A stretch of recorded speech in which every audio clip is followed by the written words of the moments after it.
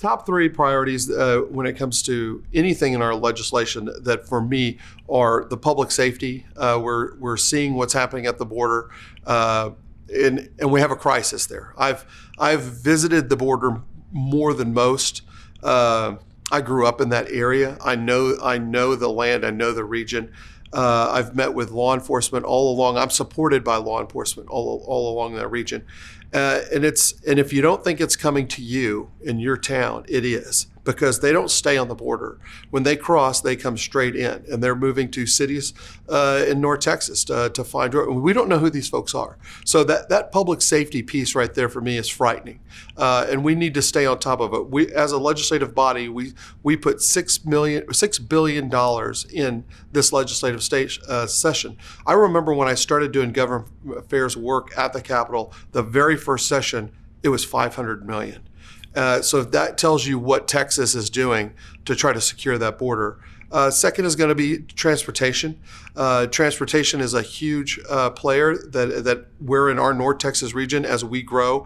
As most of the country is moving to this area, they're needing our roads. And so you're going to see that struggle with especially the northern towns of my district of Prosper, Salina, Melissa, Anna, and Weston, to where those were all farm roads back in the day, and now they're going to be expanded. And then public education.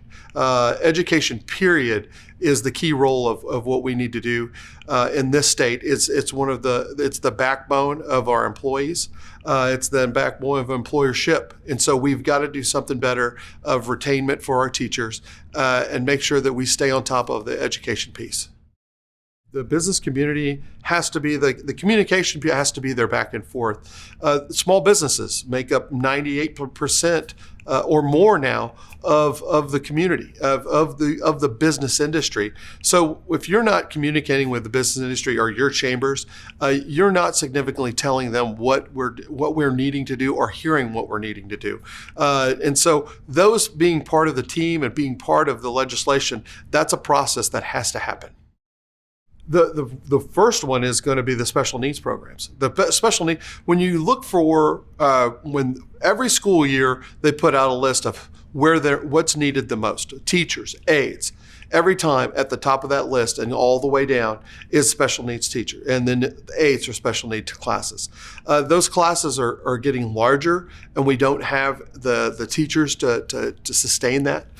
We've got to do more with that system, because sometimes you're putting in students that have so many different issues, and whether it's disciplinary or it's mental. You've got to find those needs and make that separation and make sure that we're doing the right thing for that child. Those are the most vulnerable. And so the part of the education there is where I think every day, how can we make this better? I went so far to have a bill this last session that I passed, and it was for math and science. That math and science bill was dear to my heart because it was a tuition reimbursement for teachers that want to go into math and science.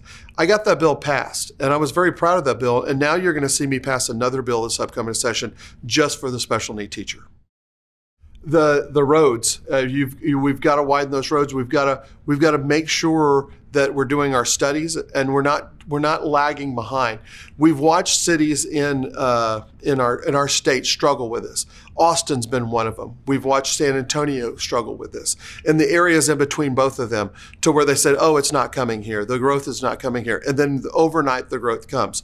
We don't have those roads ready for folks to go. We don't have the infrastructure that's either underneath of them or on the side of them. We have got to make sure that whether it's the safety of those roads or the roads or safe travel roads.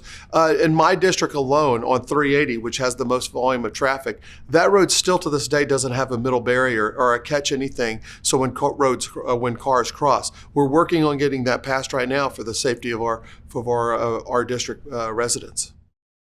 Water is always going to be a struggle. But east has to meet west. Our east portion of our state has 300 plus years of water in reserves, and we have never gone over there and figured out how to transfer that water to the west. We have pipelines that have worked all over this country. A pipeline system has to be set up to move water to certain areas of our state. We see the drought that has been moving from the west to the east, and we're not catching up with that. We still have water that has been stolen from us from Mexico, and we have never fixed that treaty either. And that's something that we need to come back as a state and stop them from stealing our water that's being harvested by mostly the cartel. So when we talk about water, and I sit on our water caucus, and it's very dear to me because I know that in this area, the population boom that we have, water is going to be a natural resource that we must have. Well, I'll tell you, I've got one of the best colleges right here, Collin College, and it's vocational training. Vocational training, look, not everybody's ready for college. Not everybody's built for college. We have lots of young folks that come out. We've had folks that change career paths and like, you know what, I want to go into this now. And we have those systems coming up, whether it's automotive, whether it's welding, with pipe fit, you name it. The Collin College system right now is at the forefront of this vocational training, and that workforce is ready to go. It's not only doing that, but if you want to go into nursing, you want to go into mathematics. There's many other issues that there are many other studies that they are doing there now. That instead of just being a college for academics, this is a college for all-around students.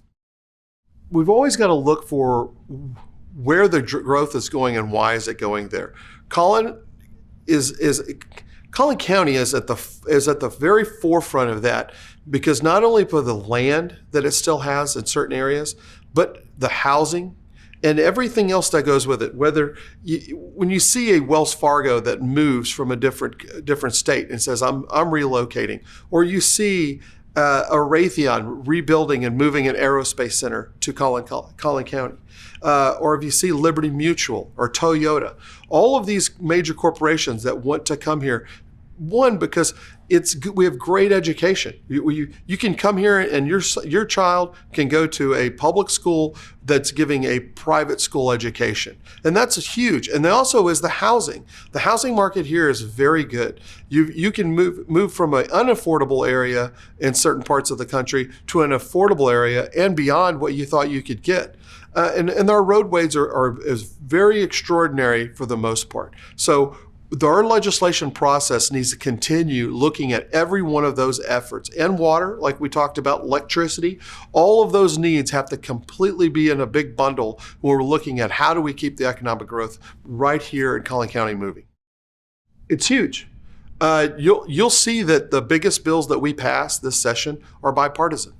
You'll see that working together on moving a bill that makes all the residents say that's a great bill. This bill is actually something we needed, and that's part of our history. When you look back at it, is working together. You're seeing what's happening in Washington. It's not working, but you're seeing here a legislation in Texas that's working together to pass good laws and good bills that fit the public's needs.